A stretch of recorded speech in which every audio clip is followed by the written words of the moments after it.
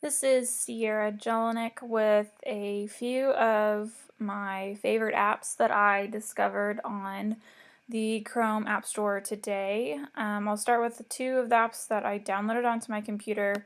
One of them is called BookTrack Classroom, and this is an app where they've got books and then they pair soundtracks with these books. So for instance, one of the ones I'd clicked on earlier was Sherlock Holmes. So we just start to click to read here, and as you're reading, then there's this awesome little soundtrack behind it to kind of give you the feel like you're in a movie reading this, kind of finding out what's going on. So we'll click on one more and see kind of how it sounds.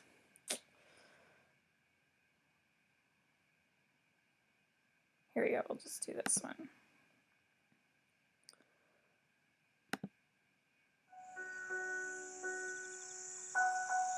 And another really great thing about this is it'll let you choose your reading speed. You can either increase your words per minute, maybe because you're a little bit slower of a reader, or you can decrease your words per minute.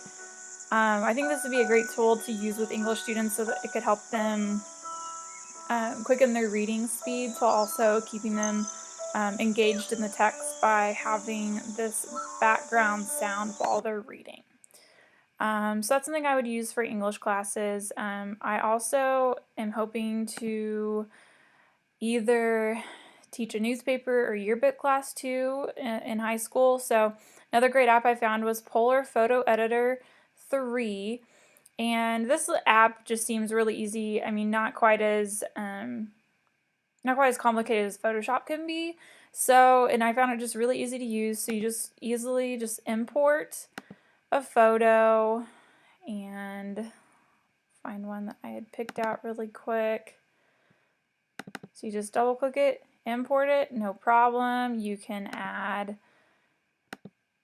some filters, or you can simply just fix your white balance or your blacks. I've got white behind me, so just kind of bring that out. You can go down the shadows. It was kind of a cloudy day, the day that we took this picture.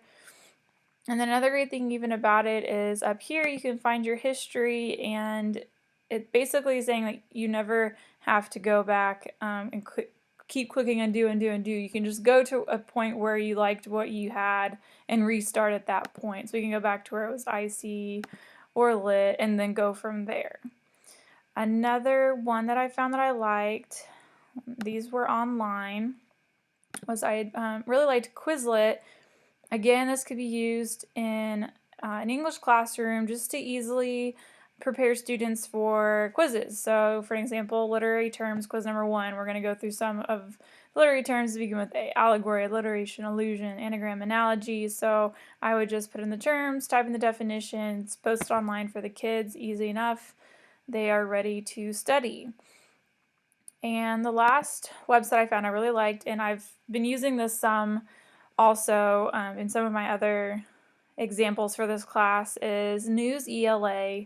What I really love about it is it's got all of the up-to-date news articles here online, and they're geared towards kids' reading levels. So of course we all know about what's been going on in Paris.